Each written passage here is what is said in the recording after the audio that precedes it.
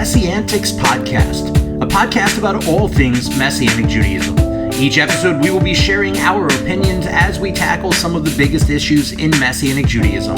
Now here's your hosts, Rabbis Eric, David, Jonathan, and Toby. Welcome to another edition of MessianTics, and we're going to have a discussion that is actually, again, the fruit of a discussion. We tend to sit around before our podcast and talk about things we're going to talk about in the podcast, and so many times I wish we hit the on button before we started the conversation, but this is one of those. And it deals with something that's very significant to Messianic Judaism, is not in many ways as significant in the Christian world, in the greater believing world, but that has to do with the belief in unrecognized mediation, or for those that don't know, dual covenant theology is another way to say it. But basically, it's the belief or understanding that Jewish people who do not outwardly, openly, or even asserting their belief in Yeshua would be found righteous or be saved or redeemed through the covenant God made with Abraham and by their obedience to the covenant of Moses, the Torah. And again, this is going to be a deep discussion. I hope that as we discuss it, that you'll listen to the whole podcast and not listen to a few minutes, decide you got angry at something somebody said or you disagreed and just turned it off, but that you continue through the discussion. And I think it's important for us to state that those at the table, Rabbi David, Rabbi Toby, Rabbi Jonathan, and myself, believe unequivocally that someone has to believe in Yeshua. There's no other name given among men whereby we must be saved. I think that's something that we're clear about. The discussion gets into exactly what is believing in Yeshua and how do we know that, and when does that assertion of faith come into being, and where are our limitations in our ability to say the end judgment of other people. Mm-hmm. So when we're talking about things, for instance, we were talking a minute ago about the difference between a person that's raised in a church who's been presented with Yeshua their whole life and chooses to either accept or reject, versus a person raised in a synagogue their whole life who their entire life has been taught that rejecting Yeshua is part of being a faithful Jew. Mm. And the third person in the context would be the person in deepest, darkest Amazon who's never seen a Bible, heard of a Bible, or anything to do with that. And God's relating to each of those people in their faith walk towards Him. Mm-hmm. So a person who has never heard the good news at all in the Amazon, somewhere where television, radio, internet, nothing has reached, there's no books, there's no nothing, and they, as a plane flies over, a Bible falls out the plane, in the air it tears into pieces. As it lands in the Amazon, one page of the Bible lands in this person's proximity. He picks it up and it says, "In the beginning, God created the heaven and the earth." And that's all he has. Mm. And somehow, through some supernatural means, this person that doesn't speak English gets the revelation of what that verse meant. Mm-hmm. How would they stand before the judgment of God just based on that limited knowledge? Right. Versus somebody who was in a synagogue who studied the Tanakh and even the Talmud, for that matter, and is taught as part of his teaching that, for instance, the verse in Numbers that says God is not a man that he should lie, and from that verse he's been taught that God cannot become a man. Now, I disagree with that interpretation of that verse, but that's what they were taught. And so are they rejecting a Messiah or even Yeshua, or are they rejecting the wrong teaching about Yeshua? And are they rejecting the wrong teaching that's been taught by much of Christianity for 2,000 years? And how do we deal with that?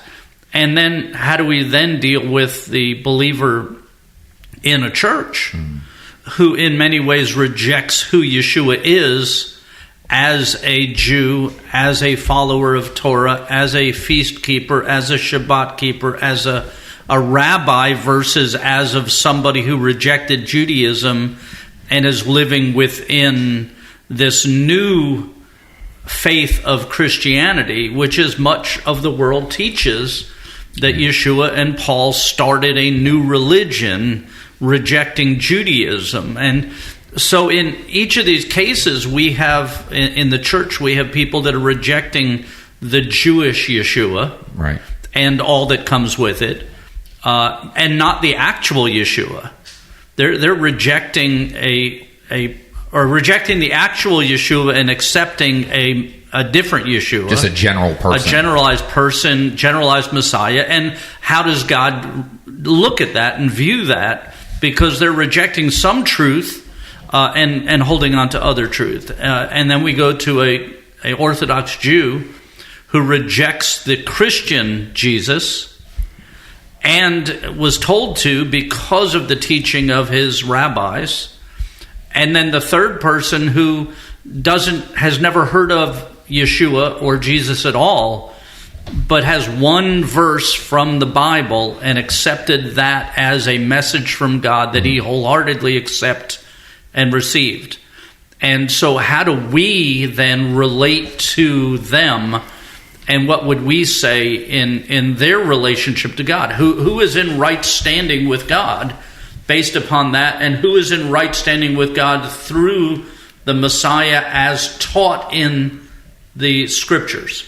And so we're just having this discussion about this because it's really relevant to us, because there are those within the Messianic movement who would teach that a Jewish person who rejects the Christian Jesus because of the Holocaust, because of the pogroms, because of the Spanish Inquisition, because of the history of that, but kept the Torah, would be found righteous in Messiah based on an unrecognized recognition of Yeshua. Right.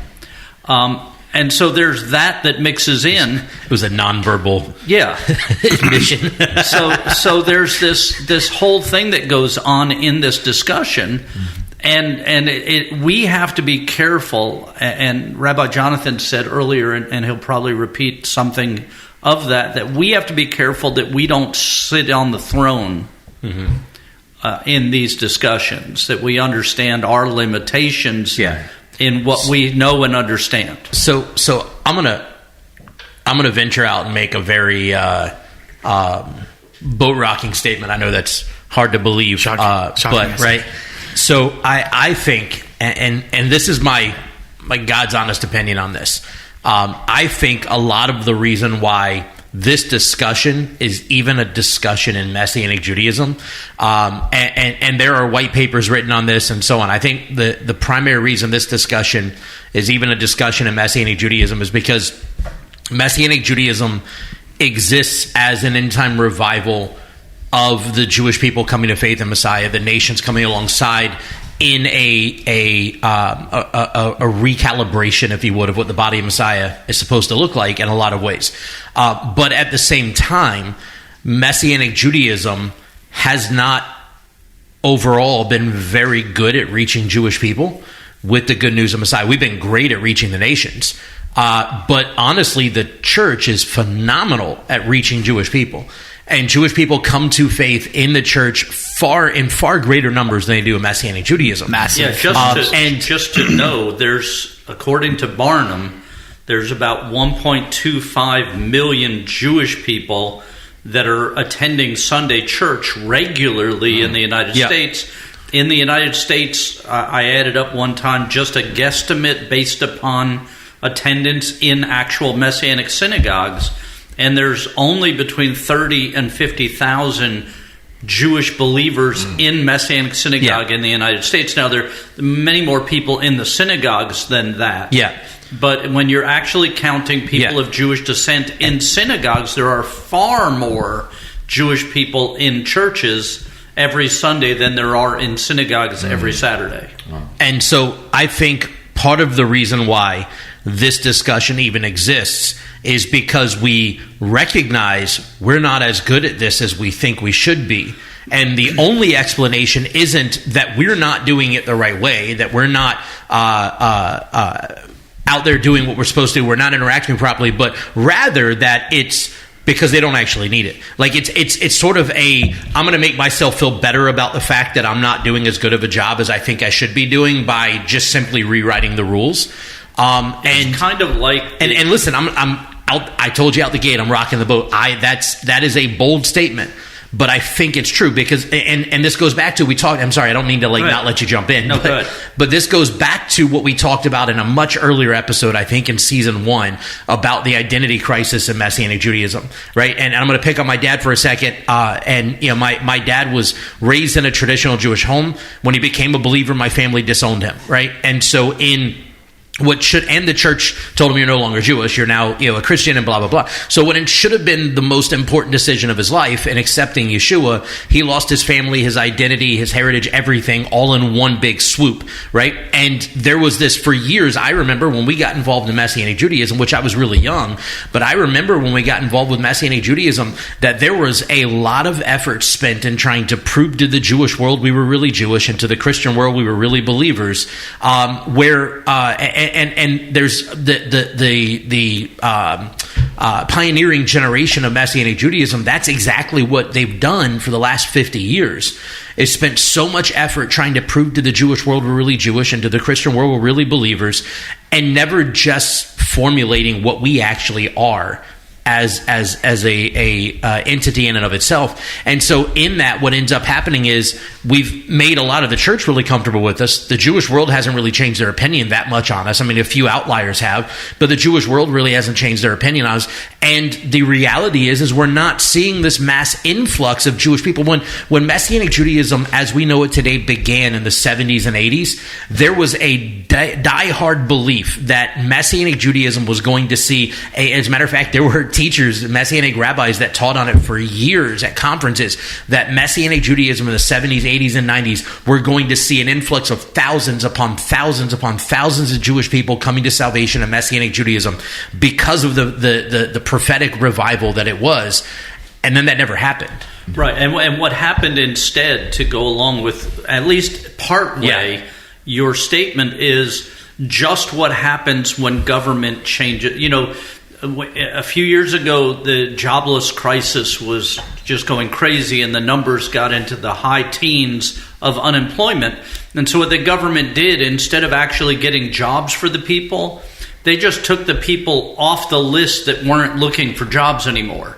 People who had given up looking for jobs became underemployed or out of the job market, and that lowered the number of unemployed people. Yeah. So we didn't have actually less unemployed people. We just had less people we were counting. And the Messianic movement, while we were looking for, in my generation, looking for this great outpouring of Jewish people coming to faith by the droves, we didn't see that. So what happened was some people changed the goalpost and said, okay, there's a whole bunch of these people that believe in Yeshua without believing in Yeshua. So that changed now we have, a bunch of Jewish people that believe in Yeshua, even though they're not actually in a church or in a synagogue, but through unrecognized mediation, through this dual covenant theology expression, the numbers changed. We now have been much more successful. Yeah. Than numbers. And here's the scary thing about it. And I'm going to take it. I mean, you brought up like 17 different directions this conversation could go in the intro, but I'm going to add a whole other level to it. Judaism has said for a very long time that Jesus could be the Messiah for the Gentiles, and that's fine, but he's not Messiah for Israel. He's not the Messiah for the Jewish people. He can be the Gentile Messiah, and that's all fine and dandy. The problem with this idea of dual covenant theology, unrecognized mediation, is that now Messianic Judaism is kind of saying the same thing. He can be the Messiah for the church, for the Gentile world, but the Jews don't necessarily need him. So he's not necessarily the Messiah. I mean, he is, but he isn't, and da da da. And it's just this round and round. And this is one of the many ways that some Messianic Jewish leaders have done, changed things, adjusted things in order to have Messianic Judaism recognized by the Jewish people. The church, as you said, has largely recognized Messianic Judaism, but Messianic Judaism in Judaism hasn't been. So there was one effort by some people to say Yeshua was the Messiah, but he wasn't God. He was divinity, not deity, so that it would become more palatable to Jewish people, because then they could believe in him as a Messiah without having to believe in him as God. And then there's this unrecognized, Yeshua is the Messiah for the Gentiles, and he's also the Messiah for the Jews, but they have their covenant through Abraham and Moses, and the Gentiles have their covenant through Yeshua. They're all kind of the same package, but it's a different package, different whole, in order to then get accepted by the Jewish people, which is why there are certain ministries, even Christian ministries, that accept and promote dual covenant theology. It's a Christians United for Israel. Right, in order to be accepted by the Jewish community and accepting them as co-partners in a relationship with God outside of Yeshua. Yeah. I said Kufi, or which is Christians United for Israel, because if you're listening to this podcast and you want to give or something, I have to say, if you give to Kufi, you're giving to a Christian organization that is not furthering the gospel for Jewish people. My issue is because I'm all about going back to basics. What does the Bible say? If you say, and Rabbi Eric, I was going to say it, but you said it, Rabbi Eric did. We have a problem with some Messianic leaders, some Messianic Jewish leaders. I don't want to paint with a wide brush, but some that say that have this belief that, Jewish people are good anyway. I mean, if they have Messiah Yeshua, if they have a relationship with God through Messiah Yeshua, all the better, but they don't really need it. The mirror image of that is hearing a Jewish person. I heard an Orthodox Jewish person say about Christians, because a Christian guy was interviewing an Orthodox Jew, and he said, I'm a Christian. I believe in Jesus. Do you think that's right? And he says, it's not right for me. He goes, right, but if it's not right for you, shouldn't it not be right for me? And he goes, Gentiles, as long as they just worship one God, and, as long as they're just kind of, and I'm like, wait a minute, this is not how God looks at anything. God does not look at anything as like, you can do it. If everybody else is doing it, that's fine. He's the God of all creation. He's the God of the Jews and the God of the Gentiles, So God does not, there is so much wrong with that. But the scripture here's the problem with saying that Jewish people don't have to accept Yeshua. You are crapping on Paul, because Paul says in Romans chapter 9, if you tell me that Jewish people don't have to accept Yeshua, that they are merited just on the basis of being Jewish, you're telling me that Paul is wrong, or he's misguided when he says in Romans chapter 9, I say the truth in Messiah, I lie not, my conscience also bearing me witness in the Holy Spirit, that I have great heaviness and continual sorrow in my heart. So Paul is saying he has great heaviness and sorrow in his heart. For I could wish that myself were accursed from Messiah for my brethren, my kinsmen, the Jewish people, according to the flesh, who are Israelites. So this is Paul saying, I would accept the curse of being separated from Messiah if Jewish people would accept him. So so the belief that you don't hear Paul saying, hey, Romans, you guys are good. Don't worry about me and my folks. Don't worry about me and my people. We're good on the basis of our race. Because if that's the case, I'm sorry. I think the most rock the boat thing I'm going to say is, you're going to tell me Harvey Weinstein's good on the basis of the fact that he's Jewish? He has nothing to worry about because of Abraham, Isaac, and Jacob. I'm sorry, man. That's just...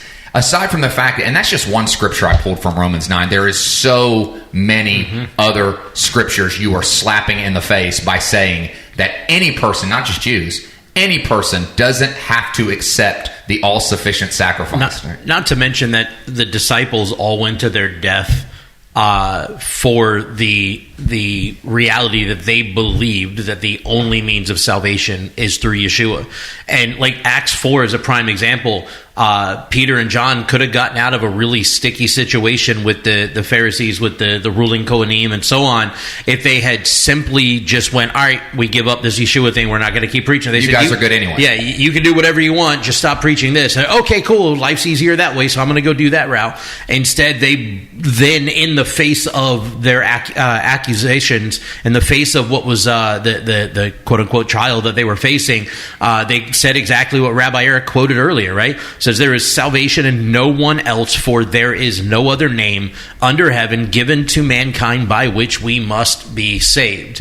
And they made it a blanket statement. They didn't say by which Gentiles must be saved, by which only those Jews that accept Yeshua, but by which everybody. Like, this is the only means of salvation.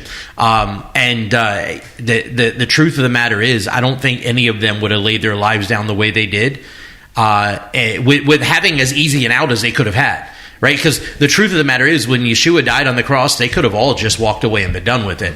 And some of them kind of did, and then came back again. Like, I thought I was out, and they pulled me back in again. But the reality was, after Yeshua ascended to heaven, they could have just faded off in the sunset and never been anything again. Right. But they literally put their lives on the line for this message, out of hope for, as you were saying with Paul, out of hope to see the Jewish people come to faith, to see the nations come to faith in the one true and only God of Israel through Messiah Yeshua. And I just want to say to something that Eric said, or no, it was Rabbi David said, that this view is that in Messianic Judaism, when the revival started, that it was going to be just myriads upon myriads upon myriads of Jewish people just coming back home, to believe in Messiah Yeshua and to live as Jews, religiously. But what ended up happening, honestly, is, and I thought you were going to say this, but you said actually the opposite happened. It was myriads upon myriads upon myriads of Gentiles that have, if you do the numbers, like we were talking about statistics, there are so many more Gentiles in the Messianic movement than Messianic Jews. Doesn't matter how many Messianic synagogues out there that try to limit that, and it doesn't stop it. And I think that's all part of the process. I honestly, God's plan never looks the way we think it's going to. I really think that part of the revival that started with Jewish people to revive the Messianic movement, I think it was part of the process to get all these people from the nations in. And I think you're going to, I think that we're not at that stage yet where we're going to see a massive explosion of a revival. I think that's coming. I think that's going to come before Messiah returns. But I think we're still in this phase of all the nations coming in. It's really interesting that we see within the Messianic movement, some aspects of it, some congregations, a effort to make Yeshua look more Jewish to Jewish people, to the point where they reject having Gentiles in their fellowship or allowing them to participate in the service or read from the Torah or have bar or bat mitzvahs or any of those things, in order to make our faith and Yeshua look more Jewish. And yet many of those same congregations and their leaders teach that Jewish people have a way to salvation without Yeshua. Separate from Yeshua, yeah. So they're almost opposing things. You don't need Yeshua, but you need Yeshua, and you don't need all of this. And the reality is, and Rabbi David said something close to this earlier, and that is that if you could have redemption through Yeshua just by being a good Jew who follows Torah and believes in the concept of a coming Messiah or a messianic being, Yeshua would have never had to die.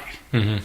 Yeah. He'd have never had to give his life. He'd have never had to shed his blood. He'd have never had to do any of that, because if a belief in a Messiah or a belief that God will bring a Messiah is enough, and not that there is a Messiah, then he would not have had to die, because we could have all just waited for a Messiah. And that means God made the biggest faux pas in the cosmos. Exactly. Yeah. Well, and that's at the core of what Hebrews talks about when it talks about the faith of the fathers, and says, all of those deemed righteous throughout the Tanakh weren't deemed righteous because of their acts. They were deemed righteous because of their faith. They were deemed righteous because of their faith in what would come as the Messiah. And we are deemed righteous post the death, burial, resurrection, and ascension of Yeshua. We are deemed righteous by looking our faith in what has happened. So we're looking at the same act, the same reality from two different directions, but both are counted righteous because of the same individual, which is Messiah. But the key is the before and after.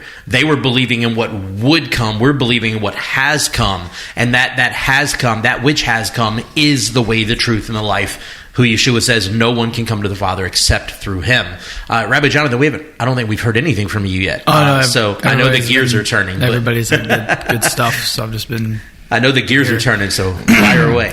Yeah, I mean, I think, to clarify too, that when we talk about faith, we're not just talking about mental assent. We're talking about the word to believe in Hebrew is associated with Abraham believed in the coming of Messiah. He acted and lived in such a way that proved he actually believed that he actually his mind was there, because you can believe whatever you want, and it won't make a hill of beans in the end if you did not actually live upon what you had floating between your ears.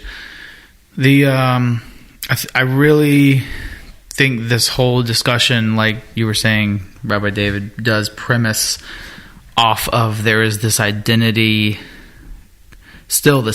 crisis where we are, the Messianic movement there are some within the Messianic movement who have looked upon the failure to draw in the Jewish community as they thought they would, and have developed I'll call it a hypothesis. It's not really a doctrine, but a hypothesis as to why it's actually okay that we're settling for failure. Why is failure actually okay?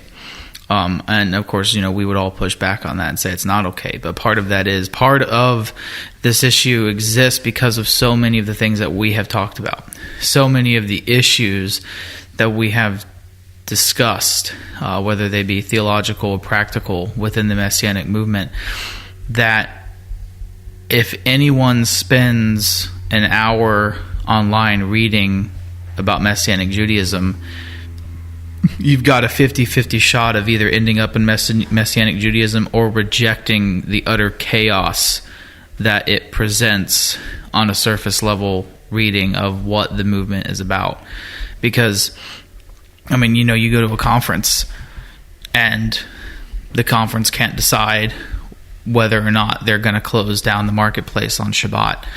I'm sorry, that's a pretty typical, no practicing Jewish person would fault you for that. As a Jewish organization, as a Jewish event, that would be understood. Right. They may not personally agree with that, especially if they're coming out of more conservative or Reform Judaism.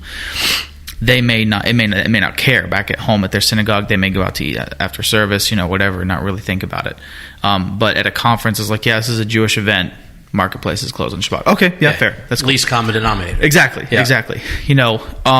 Probably, eating pepperoni pizza, there amidst all of the congregants, especially when as a leader, probably not the best. Even if you do that at home on your own, being at an event representing the movement as a whole, a Jewish movement, and that's what when you ask any Gentile who knows nothing Bible, why not have a commercial? The only things people are probably going to know about Jews at all is Gentiles who don't know anything, is that they observe the Sabbath on Saturday and they don't eat pork. They forget shellfish and all the other stuff. They know that, at least. And somehow everybody has this notion about the blessing, that in order for it to be kosher, it has to be blessed by a rabbi. Right. No, I think that. So it's so I can understand why there's this need to have this. Well, the reason things aren't going well. Things. So we have to be careful in our judgment. Well, is because actually they don't need to be going that well. When in reality, it's just all of them.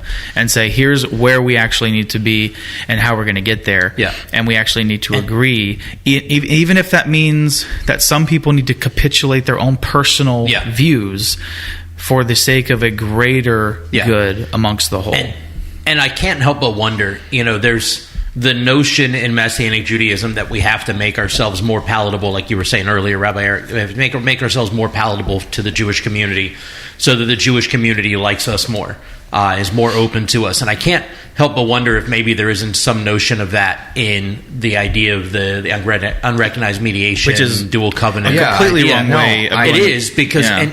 And here's the reality about it, and I think, again, this feeds back to the identity crisis issue, is the Jewish community, so short of us renouncing Yeshua, right? It doesn't matter how we try to flavor up whether or not you should or shouldn't believe in Yeshua, short of outright renouncing Yeshua, the Jewish community, greater Jewish community, will never fully accept us. Right. I mean, unfortunately, you've experienced this with the local conservative synagogue, where depending on which rabbi is there, is what calculates what the relationship between Brit-Am and the conservative synagogue is going to be, and how cold shouldered. One may be super welcoming, like the last one was super welcoming. You do things with them, you're teaching in their building, you're doing all these different things, and then the next guy comes in and it's just a stone wall with no interaction, won't even meet face to face at an event for the greater Jewish community. Right. And the fact of the matter is short of renouncing Yeshua, the Jewish community will never be comfortable with us. So why in the world do we feel a need to water down who we are,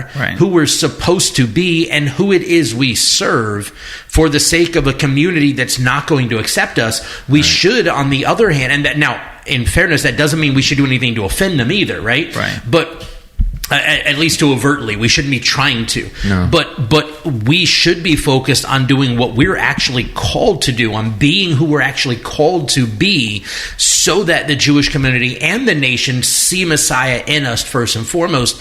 I think that my generation of leadership in the Messianic movement, not all, there's a few that are very much kind of towing the party line of the pioneers, but I think my generation of leadership in the Messianic movement, I could give a crap less what anybody thinks of me with regards to my faith in Yeshua, how I live that out in my Messianic Jewish expression, and so on. I care more about them seeing an authenticity in faith, seeing the reality of Messiah in my life, and them going, hey, what is different? Like, my Judaism doesn't feel like yours. What is it about yours that's, so that they're asking those questions and being drawn in. Same thing with people from the church. My faith in Messiah seems different than yours. Tell me more about yours. Tell me more about what's going on there. And so on. Yeah. I don't care whether the Jewish world accepts me wholeheartedly in full-armed embrace. I don't care because I'm not willing to forsake Yeshua. And I feel like making excuses like unrecognized mediation / dual covenant theology, I feel like doing that is watering down who Yeshua is in a way that is detrimental to the gospel. Yeah, he said, when I look at how Yeshua was criticized in the Gospels in his day when he was actually, walking the earth, it's a very similar spirit that I think the Messianic movement in some areas cower from. It's like there's nothing new under the sun. When Yeshua was sitting with sinners, tax collectors, the Pharisees and the Sadducees, the scribes and stuff, their response was, he receives sinners. Right. That was like a critique. He's receiving sinners, which is, I think, a really beautiful thing to say about him. Yeah. And then he's going around and he's telling all these stories about how the kingdom of God is like a dad whose son leaves, and then when the son comes back and he's covered in slop from a hog pen, the father runs and kisses him and puts his robe on him. That's how God is, guys. And so everybody needs to understand that. That's what the gospel embodies. Right. And I think that, and Yeshua never shied away from that. Well, how could he? I mean, he was God himself, right? But I just, for me, the end result of this whole problem for me, when I look at it, is if a Jewish person can be saved without recognizing Yeshua's messiahship and turning to God through the Messiah. And if that's the thing that keeps them from us, that the dividing wall, then why don't they just stop being messianic?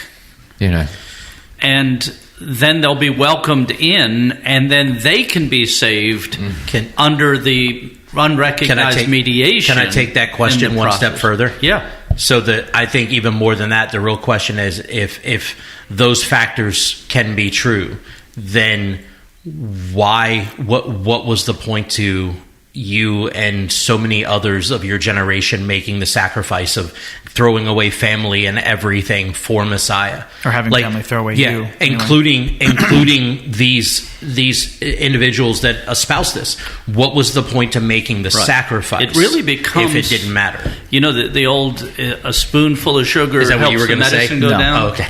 The spoonful of sugar helps the medicine go down. So people don't like medicine, so they add sugar to it. Well, eventually you have all sugar and no medicine.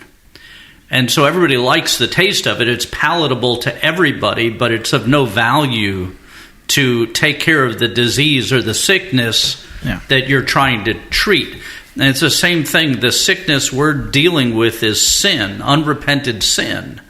And you can't sweeten the gospel so much by removing any responsibility from it without ending up with all sugar and no medicine. And then you end up with just people who are sick.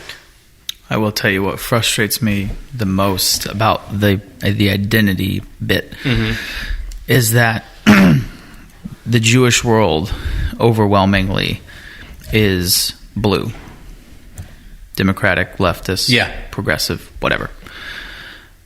But and in trying to appeal to the Jewish world, rather than become more centrist or moderate, we double down on conservative politics, but we repeal how strongly we stand for Yeshua by the same thing. We say, "Oh, you don't really have to believe in Yeshua. Like it's okay." So we'll cut that away. We'll chip away at that. Cut away the important. We'll cut away at that, but we'll get up there and we'll sing Trump's praises at conferences and things. That's true. It's not and right. It's like, so you want to appeal to Jewish people.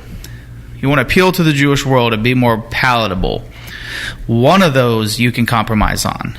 The other is treachery. Yep. And it frustrates me right. to no end. The only thing that should offend the Jewish people that we interact with should be Yeshua. Yep.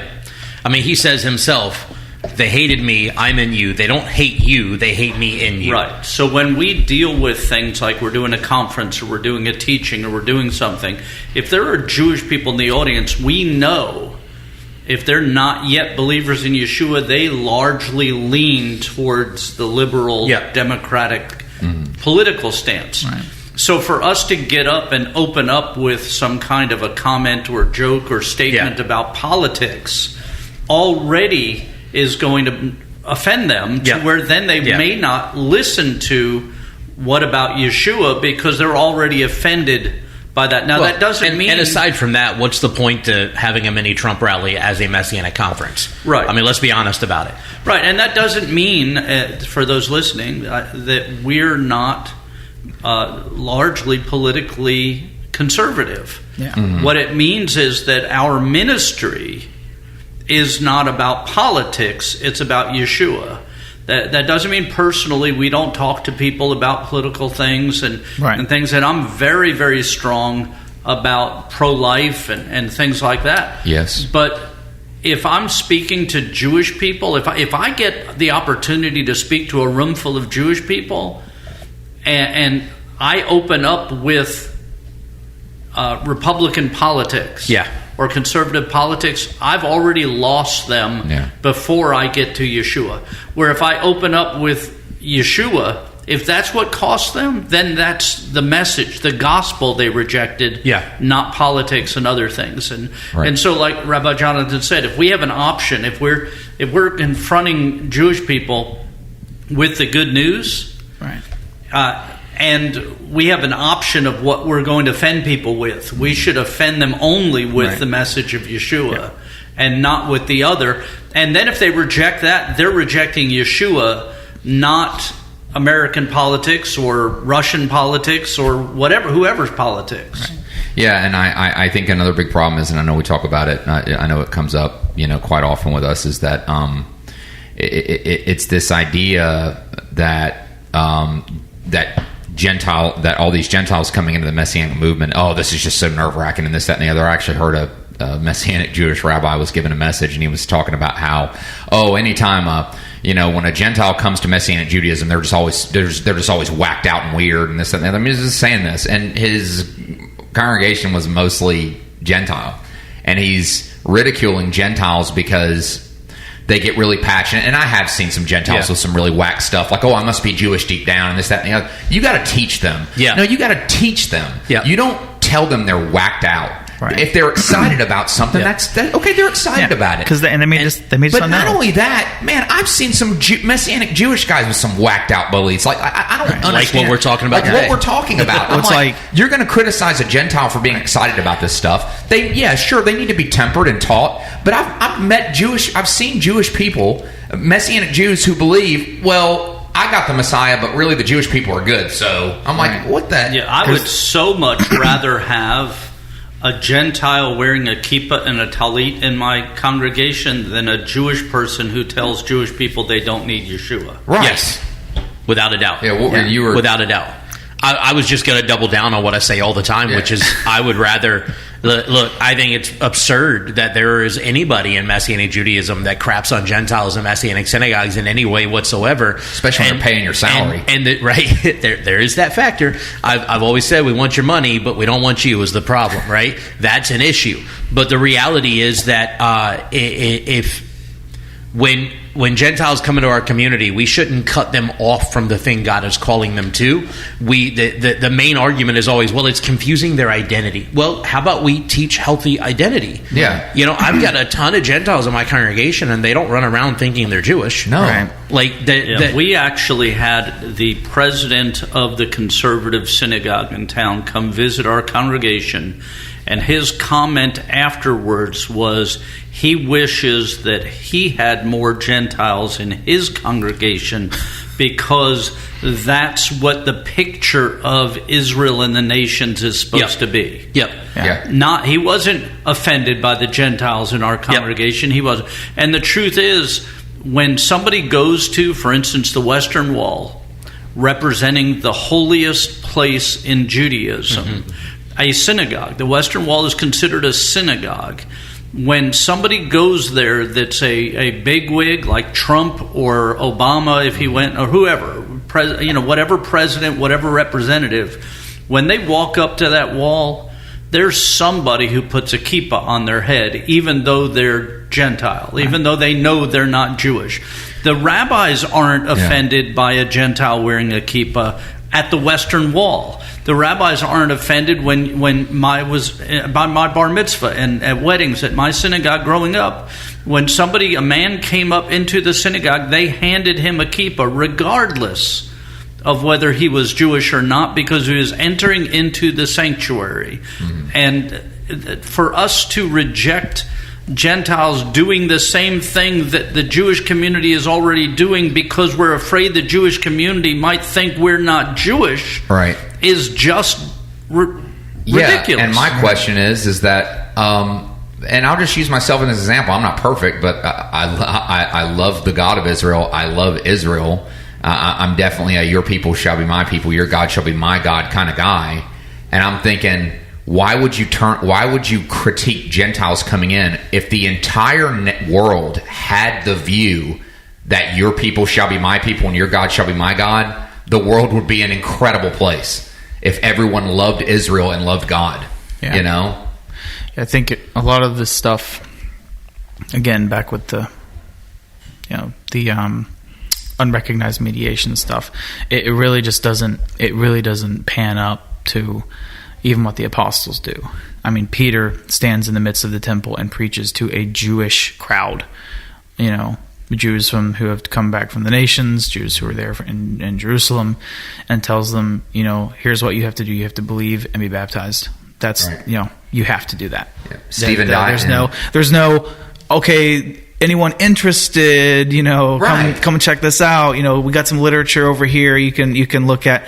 Here's option A. Here's option B. You don't need it, but it's a bonus if you want. Several years later, John's, Yochanan's letters to the communities, explicitly states that who is it that has eternal life? It's those who believe on the Son, and it's not just the Son, but it's that He came in the flesh. In other words, He was somewhere else and then came in the flesh. He is God who came and dwelt and robed in flesh. So it's not just if you do not believe these things, like, you are not. Yeah. It goes all the way to the extent of saying the spirit of anti-Messiah. Right. The spirit of anti-Christ, for those listening who are more familiar with that term, is someone who says that God didn't come in the flesh, that Messiah didn't come in the flesh. That He's not God. Which, unfortunately, modern Judaism teaches that God does not appear in human form and cannot appear in human form. Right. And then, which is their argument against Yeshua's Messiah. And dual covenant theology people say it's okay for you to believe what the spirit of anti-Messiah proclaims because you're Jewish. Genetically Jewish. Yeah. So anyhow, I hope this has been a helpful conversation to you. If it was, I hope you'll share it with others. If you have any comments, please comment in the appropriate places. If you'd like us to discuss something on a future episode, feel free to put that in the comments of whatever platform you're listening to this on. And have a blessed day. Shalom. Thank you for listening to the MessianTics Podcast. Make sure to subscribe so you can be notified every time we drop a new episode. And be sure to follow and interact with us on social media at MessianTics Podcast.